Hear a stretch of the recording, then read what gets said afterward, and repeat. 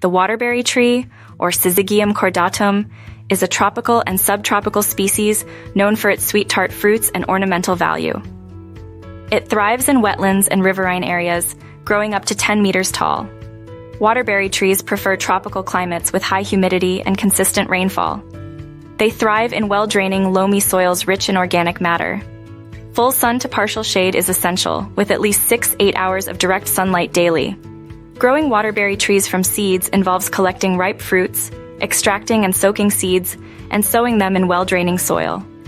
Alternatively, cuttings from mature trees can be rooted in a mix of perlite and peat moss for faster propagation.